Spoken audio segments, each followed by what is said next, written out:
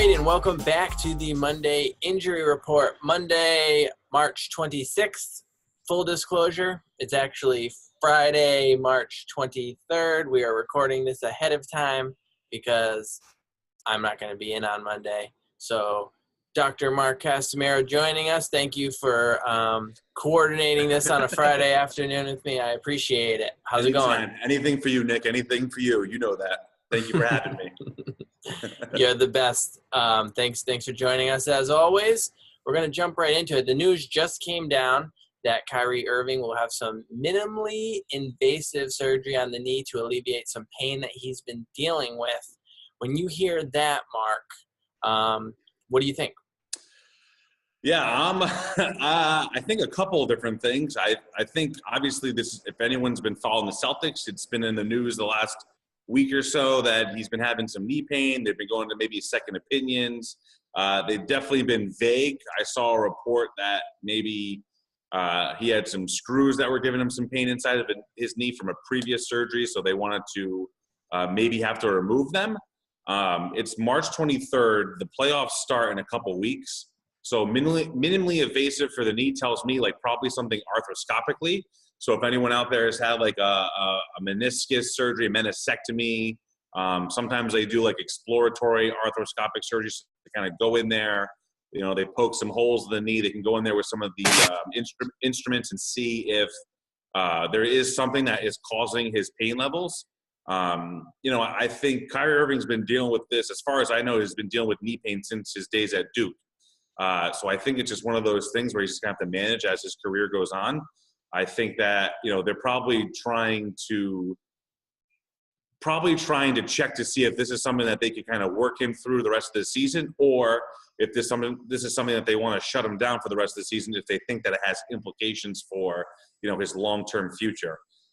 So very vague. I have a lot more questions now than I did at the beginning of the week with that, exactly what they're trying to do with a minimally invasive surgery. I think we'll get more information probably next week, depending on what they find in there. You know, hopefully, all things considered, they go in there, they don't really notice anything serious, and it's just one of those things where they just need to kind of manage him for between now and when the playoffs start. And when the playoffs come, they'll be ready to go.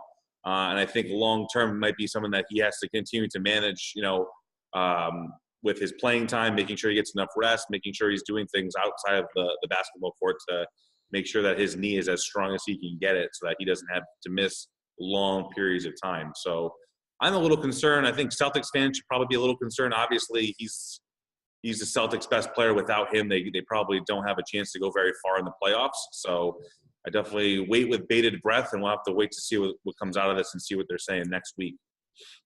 If there is a chance that, say, they're going in there because there are those screws that are causing that irritation and they're going to remove those screws. I've actually had screws removed from my knee before, and I know that my recovery was a minimum of 4 weeks, and I was not going to play professional basketball after those 4 weeks. Yeah. If that's the case, he's getting those screws taken out. What would that recovery look like? Yeah, I mean, I think you hit it right on the head. I mean, if they're taking out hardware there, you know, anytime you go in for surgery, even if it's a minimally invasive surgery, you're still developing, you know, some scar tissue. There's going to be some inflammation that is caused by that. So I think 4 weeks that's probably why they're trying to get it done now, so that they can give him some time to rest to get him ready for the playoffs. I'm not sure when the first playoff game is supposed to start, but usually it starts like, you know, middle of April, if I'm correct.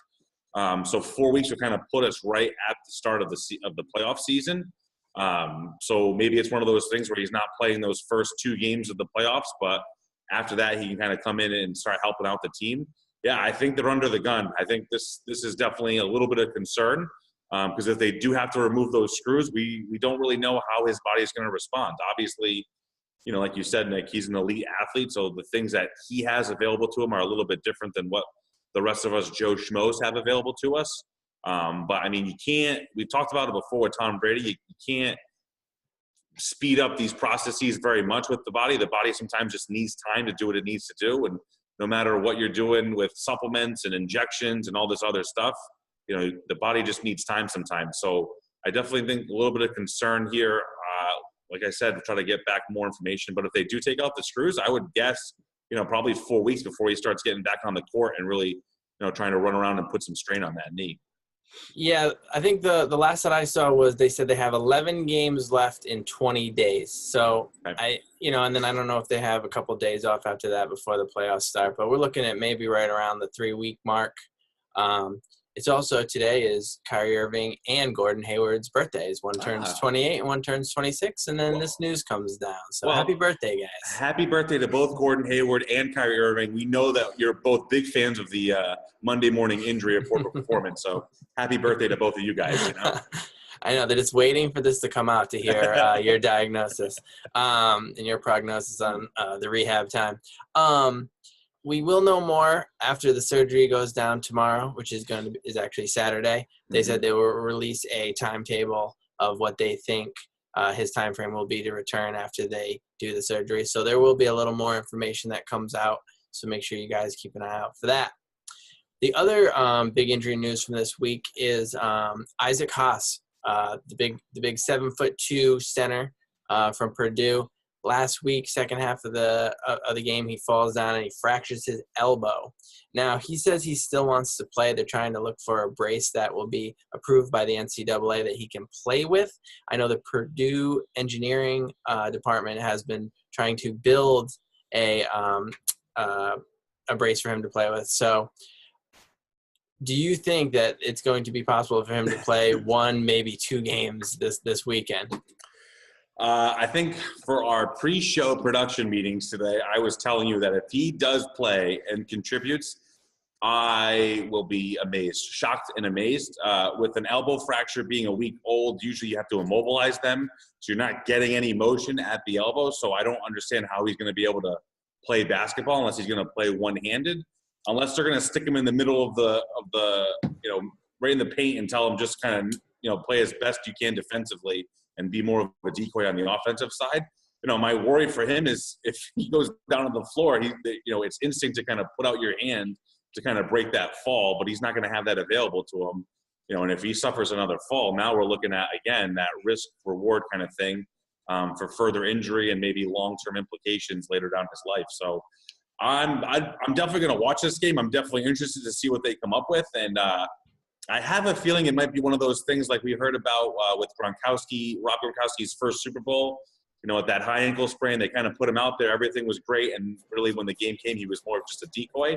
I feel like this might be the same thing, although the guy is 7 feet tall, so maybe you just put him under the basket and let him kind of just stand there and take up some space, and he can kind of help out a little bit.